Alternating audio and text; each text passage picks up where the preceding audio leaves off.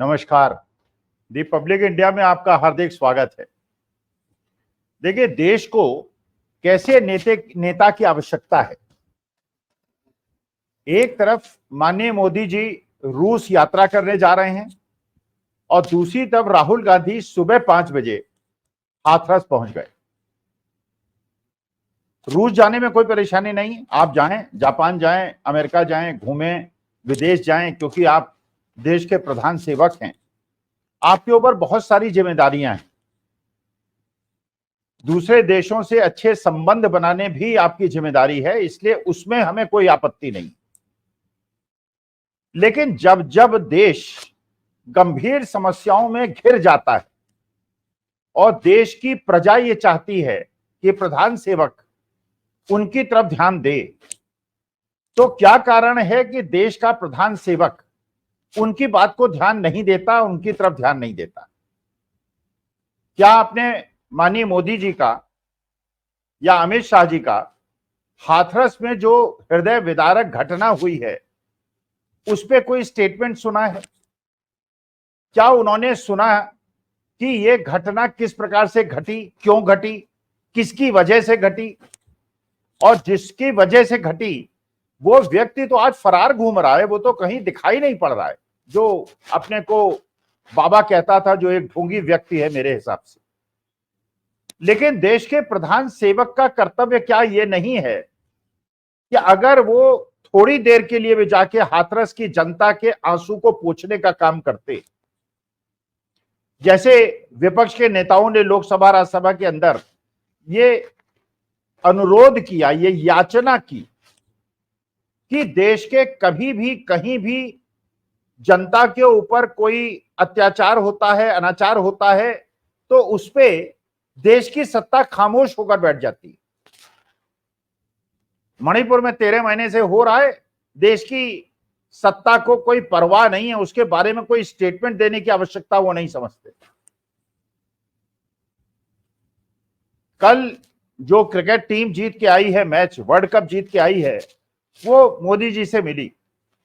ऐसे ही हमारे देश की पदक जो विजेता, जिन्होंने ओलंपिक में पदक जीते थे, वो माननीय मोदी जी से मिले थे। उन्होंने उनके साथ फोटो खिंचाई थी, सेल्फी खिंचाई थी और उनका मान बढ़ाया था।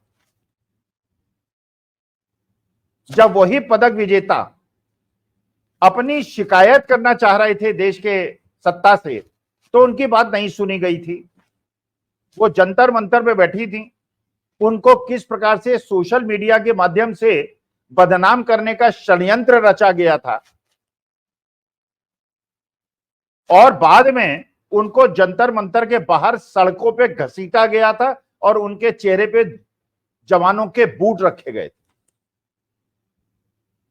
आखिर लोकतंत्र में क्या देश की सत्ता में बैठने वाले लोग, हमारे वोट लेकर सत्ता में बैठने वाले या विपक्ष में बैठने वाले लोग, क्या ये उनका कर्तव्य नहीं है कि जब हम कष्ट में हों, जब हम परेशानी में हों, जब हमारे आंसू बह रहे हों, तो वो हमारे कष्ट का निवारण करने या कम से कम हमारे आंसू पोंछने के लिए पहुंच जाएं? योगी जी वहां गए, उन्होंने वहां अस्पताल में जाके कुछ महिलाओं से मुलाकात की, सड़कें साफ हुई, हॉस्पिटल साफ हुआ, एसी बदले गए, रंग रोगन हुआ, पूरा ऐसा हुआ कि जब माननीय मोदी वो आए, योगी जी आए, तो उनको ऐसा न लगे कि जिला अस्पताल किस स्थिति में होता है। जब ये घटना घटी तो आपने देखा हॉस्पिटल के अंदर किस प्रकार की बद इंतजामी थी, डॉक्टर्स की कमी, एम्बुलेंस की कमी, और मरीज और शव सड़क पे और कॉरिडोर पे ऐसे पड़े हुए थे जैसे हम कभी देखना अपने परिवार के लोगों को या अपने देश के लोगों को नहीं देखना चाहेंगे, लेकिन हमने देखा।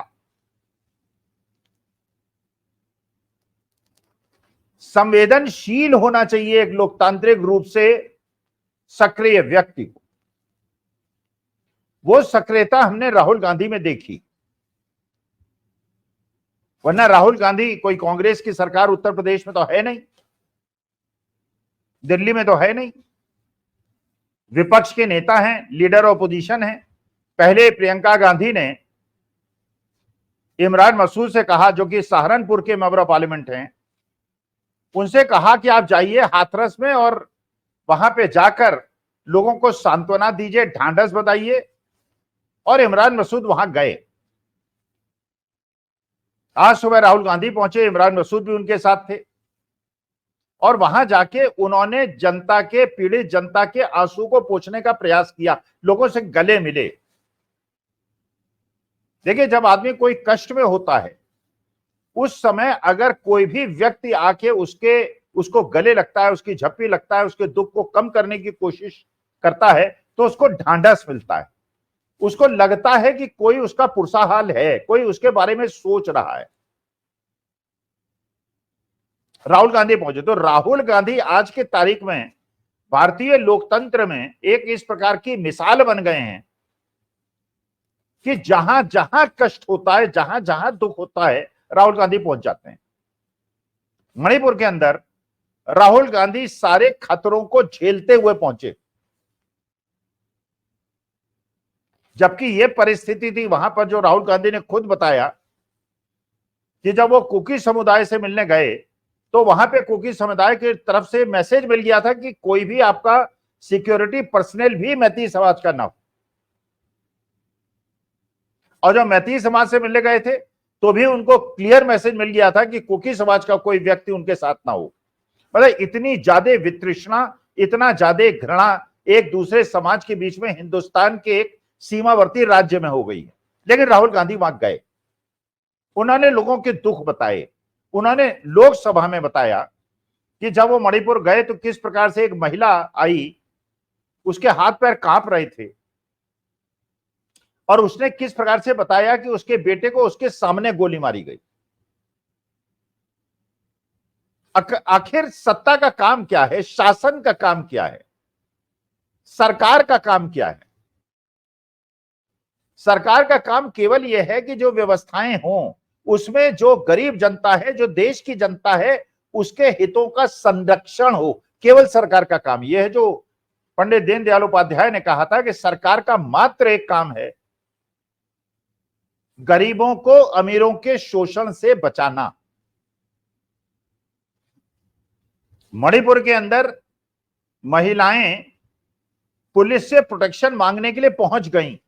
जीप में पुलिस थी, 5-6 पुलिस वाले थे, वो जीप में जाके बैठ गईं। पुलिस वालों ने कहा कि जीप की चाबी नहीं है और जीप हम नहीं ले जा सकते, और भीड़ को, उन महिलाओं को सौंप दिया। क्या ये प्रशासन का काम है? क्या ये देश के शासन का काम है? क्या ये देश की इस तरह से व्यवस्था चलती है? हर जिले के अंदर एलआईयू होती है, पुलिस होती है, पीएसी होती है।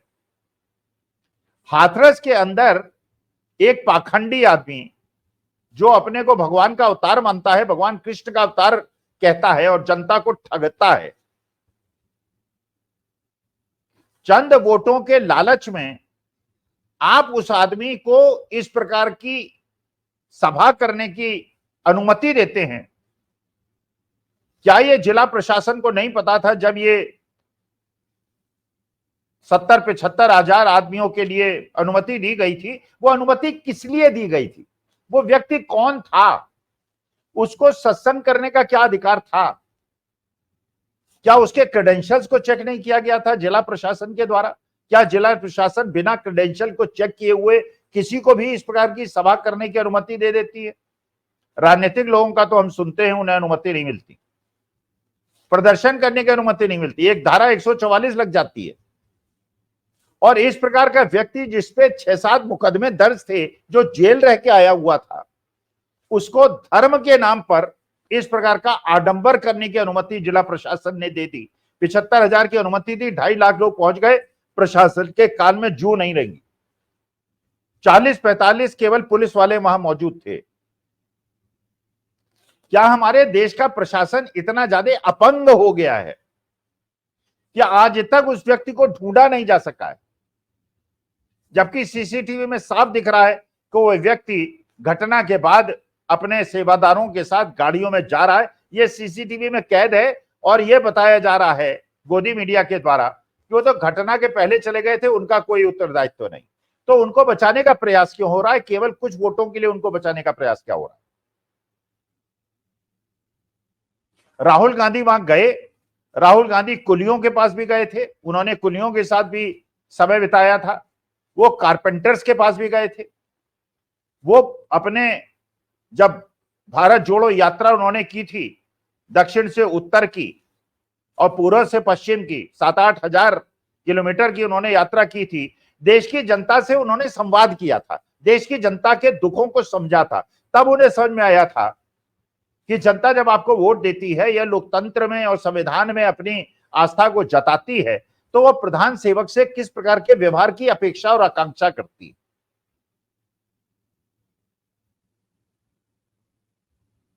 तो राहुल गांधी के इस प्रकार के विवरण से अब इसके देखिए आफ्टर इफेक्ट्स क्या हो रहे हैं, इसके राजनीतिक आफ्टर इफेक्ट्स क्या हो रहे हैं।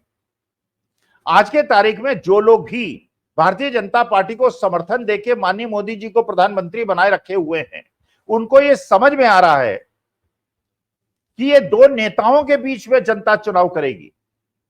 पहले तो एक आर्टिफिशियल एडवर्टीजमेंट और पब्लिसिटी और कैपिटलिस्टों के पैसे के माध्यम से इमेज बिल्डिंग की गई थी, किसी को बड़ा दूरदृष्टि नेता बताया गया था और किसी को पप्पू बताया गया था। जब वो व्यक्ति की जिसकी छवि बिगाड़ी गई थी जनता के पास गया, और मैं भी उनके पास गया, मैंने उनको देखा, मैंने उनको 2.5 घंटे ऑब्जर्व किया, तो मैंने एक शिक्षक के रूप में देखा ये बड़ा बुद्धिमान व्यक्ति है, बहुत अच्छा लिसनर है और बहुत अच्छी नॉलेज है उस व्यक्ति को। आज उसकी छवि जिस प्रकार से उभरी है और जिस प्रकार से जनता के दुखों का उसका प्रभाव क्या पड़ रहा है, आप देखिए बीआरएस के उड़ीसा के अंदर बीआरएस के 6 एमएलसी ने और कांग्रेस ज्वाइन कर लिए। पहले विधायकों ने की थी, मेंबर ऑफ पार्लियामेंट ने की थी, केशव राव जो बहुत पुराने कांग्रेसी नेता थे, बाद में बीआरएस में चले गए थे, फिर कल उन्होंने कांग्रेस ज्वाइन कर लिए, मेंबर ऑफ पार्लियामेंट है। तो बीआरएस पूरी तरह से तेलंगाना में टूट रही है, और इसके बावजूद कि टूट रही है, और टूटने का कारण क्या है? टूटने का कारण केवल यह है कि उन्होंने पिछले 10 साल के अंदर भारतीय जनता पार्टी का समर्थन किया, उसका दंड भुगत रहे हैं। यही वाईएसआर कांग्रेस के आंध्र प्रदेश के अंदर दंड भुगत रहे हैं। उन्होंने 10 साल के अंदर बीजेपी का साथ दिया, मोदी जी का साथ दिया, हर जगह उनके साथ वोट किया, और आज उसका दंड भुगत रहे हैं। केवल 4 मेंबर ऑफ पार्लियामेंट हैं, अब उनके नेताओं पे मुकदमे दर्ज हो रहे हैं। बीजू जनता दल, जबकि हम समझते थे कि बीजू पटनायक के पुत्र बुद्धिमान व्यक्ति हैं और वो शायद राजनीतिक समझ रखते हैं, लेकिन उन्होंने जिस प्रकार से खुलेआम हर बिल पे, हर संविधान के हर चीज पे उन्होंने भारतीय जनता पार्टी का साथ दिया, आज उनकी स्थिति ये हो गई है, इतने दिनों के बाद उनके दिमाग में ये बात आई है कि राज्यसभा, लोकसभा के अंदर तो उनका कोई सदस्य है नहीं, सारे लोग हार गए। राज्यसभा के उनके जो सदस्य हैं, अब वो इंडिया अलायंस के साथ खड़े हैं और भारतीय जनता पार्टी का विरोध कर रहे हैं। अब जाके अकल आई, अकाली दल को अब जाके अकल आई, जबकि देखा कि उनकी पार्टी को पूरी तरह से बर्बाद कर दिया, और आज सुखबीर सिंह बादल के खिलाफ अकाली दल के अंदर भी विद्रोह भारतीय जनता पार्टी ने करा दिया। हरियाणा के अंदर जिस प्रकार से उन्होंने इंडियन नेशनल लोकदल, जिनके कंधे पे बैठ के उन्होंने हरियाणा में प्रवेश किया था, उनको खत्म कर दिया, उनको बर्बाद कर दिया। लेकिन इसके बावजूद चंद्रबाबू नायडू या नीतीश कुमार को यह बात समझ में नहीं आ रही है, या आ रही है तो किसी चीज का वेट कर रहे हैं, यह देखने की बात। वैसे चंद्रबाबू नायडू ने तेलंगाना के मुख्यमंत्री को 6 तारीख को मीटिंग के लिए आमंत्रित किया है हैदराबाद, और उनकी मीटिंग होने वाली है। तेलंगाना के जो मुख्यमंत्री हैं वो पहले टीडीपी में ही थे, और उनके संबंध चंद्रबाबू नायडू से बहुत अच्छे हैं, बल्कि चंद्रबाबू नायडू ने उनको बहुत महत्वपूर्ण पद भी दिए थे। और आज वो कांग्रेस के तेलंगाना के अंदर, तो जबकि तेलंगाना और आंध्र प्रदेश के बीच में बेसिकली एक वैमनस्य की स्थिति रहती है, क्योंकि आंध्र प्रदेश को तोड़ा गया था, आंध्र प्रदेशवासी नहीं चाहते थे टूटे और तेलंगाना वाले चाहते थे। तो लेकिन इसके बावजूद आज की स्थिति में तेलंगाना और आंध्र प्रदेश के बीच में इतना अच्छा सामंजस्य है उनके मुख्यमंत्रियों के बीच में, और उनकी मीटिंग 6 तारीख को होने वाली है। और ये मीटिंग में क्या रंग खिलेंगे, क्या गुल खिलेंगे, क्योंकि आंध्र प्रदेश के मुख्यमंत्री को अपनी राजधानी बनाने के लिए पैसे की आवश्यकता है। वहां पे डेट बर्डन है, उस डेट बर्डन को कम करने के लिए उन्हें पैसे की आवश्यकता है। अब वो पैसे की आवश्यकता वो मोदी जी के माध्यम से पूरी करें या इंडिया अलायंस के माध्यम से पूरी करें, ये निर्णय उनको लेना है। ये बात बिल्कुल पक्की है कि राहुल गांधी ने जिस प्रकार से हाथरस के अंदर जाकर जनता के आंसू पोंछे और मोदी जी ने नहीं किया है, और जिस प्रकार से लोकसभा के अंदर यह चीज उजागर हुई है कि मणिपुर बोलने के लिए तैयार नहीं है, जबकि पूरा विपक्ष आवाज उठा रहा है मणिपुर का, और बातें कर रहे हैं पंडित जवाहरलाल नेहरू और इंदिरा गांधी की, पता नहीं कितनी बार नाम ले रहे हैं। आप why do you want to live in past, why do you come to present? आप प्रेजेंट के आधार पर फ्यूचर की प्लानिंग क्यों नहीं करते? हमेशा तो शिवसेना के संजय राउत थे और एनसीपी के नवाब मलिक थे। मुसलमान व्यक्ति हैं तो मानी बात है कि बीजेपी के टारगेट में हमेशा रहते थे। बीजेपी ने उनको फंसाया, उनको जेल भेजा, दाऊद इब्राहिम से संबंध रखने के आरोप में भेजा, वो जेल से छूट गए, बेल मिल गई। अब वो अजीत पवार की मीटिंग में दिखाई पड़े। इसका मतलब यह है अजीत पवार ऐसे लोगों को अपने साथ लेकर बीजेपी को चढ़ाने का प्रयास कर रहे हैं कि आपने बड़ा हिंदू मुसलमान कर लिया, आपने बड़ा दाऊद इब्राहिम कर लिया, दाऊद इब्राहिम के साथ आपने कई लोगों का नाम लिया और उसके बाद आज वो आपके राज्यसभा के सांसद हैं, प्रफुल्ल पटेल साहब। तो ऐसे ही लोगों को आगे करके मैं आपको चिढ़ाऊंगा। या तो हमसे दामन छुड़ा लीजिए, और अगर दामन छुड़ाएंगे तो वैसे ही बीजेपी इतनी ज्यादा कमजोर हो चुकी है देश के अंदर। लोकसभा के बाद पिछले 20 दिन के अंदर अगर आप तुलना करेंगे, 20 दिन पहले जो पार्लियामेंट के इलेक्शन का 4 जून को रिजल्ट आया था और आज की जो स्थिति है, जिस प्रकार से इंडिया अलायंस ने अपने को कंडक्ट किया है और बीजेपी के अंदर जिस प्रकार से लोगों ने अपने को कंडक्ट किया है, जो किरोड़ी लाल मीणा जैसे एक पुराने तपे तपाए मीणा नेता ने राजस्थान के अंदर अपनी सीट से रिजाइन किया, इस वजह से कि वहां पे एक ऐसे व्यक्ति को, नौसिखिया व्यक्ति को मुख्यमंत्री बना दिया है जिसको कोई अनुभव नहीं है, जिसका कोई आधार नहीं है, और बड़े बड़े नेताओं को, वसुंधरा राजे और किरोड़ी लाल मीणा को उन्होंने बिठा दिया। इसी की दुर्दशा के कारण है कि राजस्थान के अंदर कांग्रेस को इतनी ज्यादा सीटें मिली जिसकी संभावना हम आप कोई नहीं सोच पा रहा था। तो ये जो स्टॉक गिरे हैं एनडीए के और ये स्टॉक बढ़े हैं इंडिया अलायंस के, क्या ये नीतीश कुमार को और चंद्रबाबू नायडू को ये इंडिकेशन नहीं दे रहे हैं कि समय आ गया है?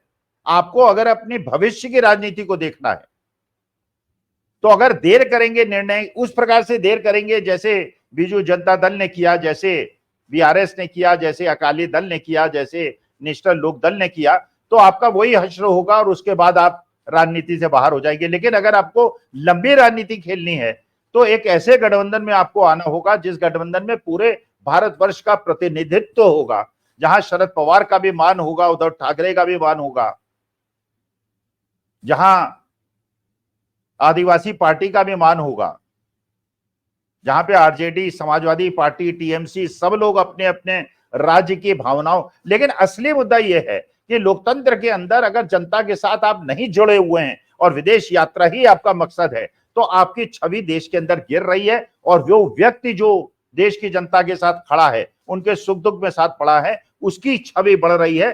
छवि बहुत महत्वपूर्ण रोल प्ले करती है लोकतंत्र के अंदर। इसलिए लगता है 6 तारीख को ही सत्ता परिवर्तन होगा या उसके बाद कुछ और समय आंध्र प्रदेश के मुख्यमंत्री कुछ पैसे लेकर, कुछ केंद्र से सहायता लेकर उसके बाद निर्णय लेंगे। ये देखने का बात है जो आगे 2-4 दिन के अंदर हमको पता चल जाएगा। जय संविधान, नमस्कार, प्रणाम और धन्यवाद।